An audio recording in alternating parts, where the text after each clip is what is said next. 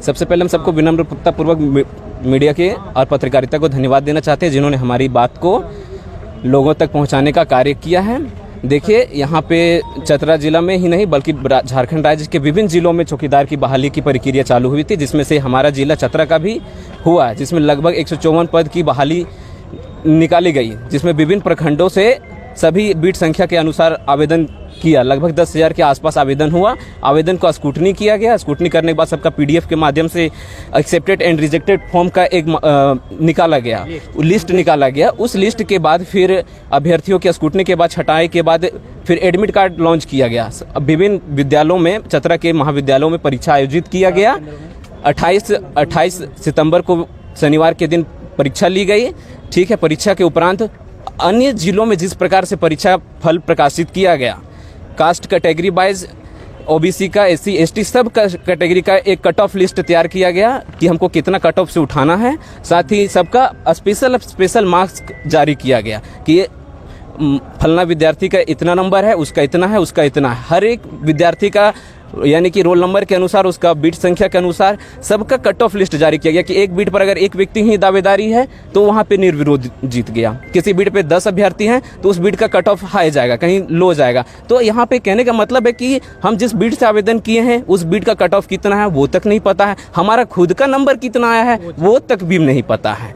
तो ये कैसी चयन प्रक्रिया? ऐसा तो देश में कहीं कोई भी चयन परीक्षा की नियमावली में कोई भी चयन प्रक्रिया में ऐसा नहीं है कि अभ्यर्थी को डायरेक्ट शॉर्ट लिस्ट करके उसका नाम आयोजित कर देगा वेबसाइट पे, सरकारी वेबसाइट पे। आसपास के जिलों में मार्क्स किया गया है, हम मार्क्स दिया गया है सब में। सब आंसर की भी लॉन्च की गई, मॉडल आंसर की लॉन्च किया गया, यानी जो परीक्षा हुई थी उसका क्वेश्चन और आंसर दोनों लॉन्च किया गया ताकि विद्यार्थी संतुष्ट हो सके, वेरिफिकेशन कर सके कि हमने कितना क्वेश्चन सही दिया। और एक कट ऑफ लिस्ट जारी किया गया कि OBC का हम इतना से उठाएंगे, SC का इतना से, ST का इतना से। अच्छा, अभी आप लोग समाहरणालय क्यों पहुंचे थे? हम लोग का समाहरणालय पहुंचने का मेन मकसद ये है क्योंकि यहाँ पे एक रणनीति के तहत कार्य किया जा रहा है जिसमें से सभी की साठगांठ देखी जा रही है।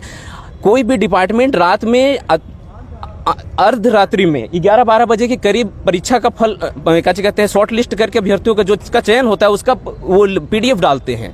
बाद में फिर सुबह वो क्या डालते हैं कि कट ऑफ लिस्ट, यानी कि वो cut off list caste wise डालते हैं। ये नहीं डालते हैं कि किस क्वेश्चन का मॉडल आंसर पेपर भी नहीं डालते हैं, न पर्सनल किसी का डालता है कि हम कितना नंबर लाए, वो कितना लाया, ये भी पता नहीं है। तो इसमें तो पूरी धांधली, तभी तो ये छुपाने का कार्य किया जा रहा है। और वो भी हम लोग यहाँ पे उपायुक्त से मिलने का हम लोग काम करने के लिए, उपायुक्त से मिलकर अपनी समस्या का समाधान करने के लिए आए थे। लेकिन यहाँ पे देख रहे हैं कि यहाँ पे उपायुक्त भी है, वो अन्य कार्य में व्यस्त होंगे या फिर यहाँ पे पहुँचे नहीं है। शनिवार को शायद उनकी ये दैनिक कार्यक्रम में ये जनता दरबार का मंगलवार से शुक्रवार की है, लेकिन ऑफिशियली काम के लिए तो आज विजिट करना चाहिए, लेकिन वो भी आज विजिट नहीं किए हैं। यहाँ पे अनुशासन को हीनता की नज़र से देखा जा रहा है। अगर हम किसी से पूछताछ भी कर रहे हैं तो लोग सोच रहे हैं कि ये लोग निम्न कैटेगरी के। अरे भाई, निम्न कैटेगरी की है जॉब, हम मान रहे हैं, लेकिन इस देश की बेरोजगारी को देखते हुए हम स्नातक किए हैं इतिहास से, और भी कई यहाँ पे PhD किया लोग तक यहाँ पे चौकीदार के लिए भरा, क्योंकि बेरोजगारी ही है इतना है। झारखंड सरकार अब नेट बंद करके पूरे झारखंड में उसके बाद परीक्षा ले रही है। अब ऐसे में अगर उसके बावजूद अगर बाद में प्रक्रिया में अगर धांधली हो जा रही है तो क्या कहिएगा आप लोग झारखंड सरकार को? तो इसमें देखिए, इसमें हम यही कहना चाहते हैं, देखिए बात यह है कि यदि धांधली हुई है तभी तो यहाँ पे छुपाने का काम कर रही है प्रशासन या फिर यहाँ के एडमिनिस्ट्रेटिव। अगर निष्पक्षता होती, पारदर्शिता होती तो स्पष्ट रूप से एक क्वेश्चन पेपर और आंसर शीट जारी करता, क्योंकि अभ्यर्थी जो क्वेश्चन डील करके आए हैं, बना के आए हैं, उनको पता है कि हम किस प्रश्न का कौन सा उत्तर दिए हैं। अब यहाँ पे छुपाने का कार्य हुआ है तभी तो यहाँ पे डायरेक्ट शॉर्ट लिस्ट किया गया है कि एक मान के चलिए विद्यार्थी का नाम कुछ है तो उसका वहाँ पे रोल नंबर लिख दिया, फादर्स नेम लिखकर उसको शॉर्ट लिस्ट किया कि आप क्वालिफाई है। अरे भाई, क्वालिफाई तो उसका मेरिट लिस्ट में उसका प्रांत तो बताओ, मार्क्स तो बताओ कि कितना मार्क्स लेके लाया। समाहरणालय क्यों पहुँचे आप लोग? जी सर, मैं लावलंग प्रखंड से मैं चतरा समाहरणालय आया हूँ। चौकीदार का जो भर्ती प्रक्रिया था पहले बीट संख्या के आधार पर लिया गया, उसके बाद मेरा पड़ोसी गांव के पड़ोसी जो भरे उनको सबको रिजेक्ट कर दिया गया, बीट से बाहर कर दिया गया। उसके बाद जब चौकीदार का जब एग्ज़ाम हुआ, लिखित परीक्षा हुआ, उसमें जो रिजल्ट जारी किया गया वो बीट का कोई मायने नहीं है, उसमें बिल्कुल डिस्ट्रिक्ट लेवल से जारी किया गया। तो जब बीट का मायने नहीं था तो फिर मेरा पड़ोसी गांव जो भरा था वो सबकी रिजेक्ट क्यों कर दिया गया? हो सकता है अगर मैं नहीं निकाल पाता था, अगर मैं अपना ब्लॉक से या फिर अपना बीट से, तो फिर पड़ोसी तो निकाल सकता था मेरा, ये तो हो सकता है, लेकिन बीट का कोई माने ही नहीं रहा यहाँ पर। ये रिजल्ट जो है वो बिल्कुल डिस्ट्रिक्ट लेवल से जारी कर दिया गया।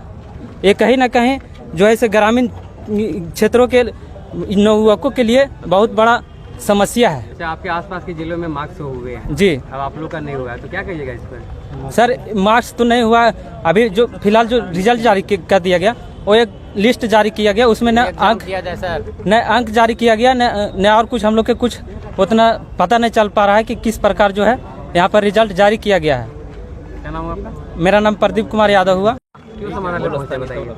हम समरन्यालय पहुँचे, अपने चौकीदार को लेकर पहुँचे हैं, जो कि बोला गया कि बीट संख्या से 3 बंदा को उठाया जाएगा, जिसमें हम अपना बीट 6/6 से आते हैं कुंदा थाना से, उसमें 2 बंदे हैं, उसमें से किसी का रिजल्ट नहीं निकला है और बाकी है। और एक इसमें भी एक रीज़न है कि जो बीट संख्या से अलग थे उन लोग का एडमिट कार्ड रद्द कर दिया गया। लेकिन यहाँ पे देखिए संदीप कुमार यादव, ये ग्राम केवल लिखे हैं, सलैया थाना लिखे हैं, पंचायत सलैया और थाना ये सब बिहार के दिए हैं, तो ये एग्ज़ाम भी दिए, काहे नहीं इनका रद्द हुआ? बाकी मेरा पड़ोसी देश वाला लड़कन को रद्द हो गया, मेरे गाँव को लड़का को रद्द हो गया, इसका काहे नहीं रद्द हुआ? इसका रिजल्ट भी आ गया है सर। समानालय आप लोग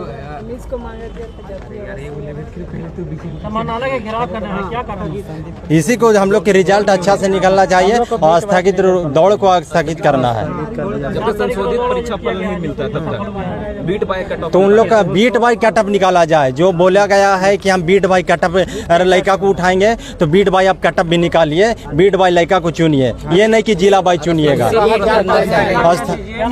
मेरा उत्तम कुमार पासवान हुआ था चौकीदार का, ठीक है।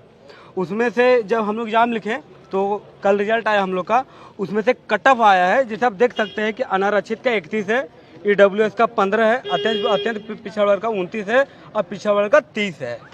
अब हम आपको बताना चाह रहे हैं, ये मेरा एडमिट कार्ड है, ठीक है।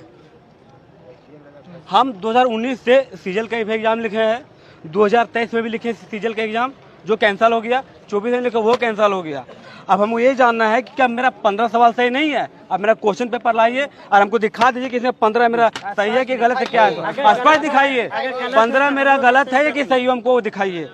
30 उसमें जो 50 क्वेश्चन, उसमें 30 क्वेश्चन ऐसा था जो ऐसे आता मुँह पर चलते फिरते आप 30 क्वेश्चन ऐसे बनाए हैं। या तो आप मेरा क्वेश्चन आप दिखा दीजिए मेरा 15 सही है या नहीं। हम देखिए EWS से फॉर्म भरे थे, देखिए, और अपना 7 तारीख तो सारी दस्ता परीक्षा है। अब हम कहते हैं कि एग्जाम को कैंसिल होना चाहिए, क्योंकि दौड़ को स्थगित भी किया जाए, क्योंकि जो एग्जाम इसमें जो रिजल्ट आया पूरी मतलब गलत तरीके से किया।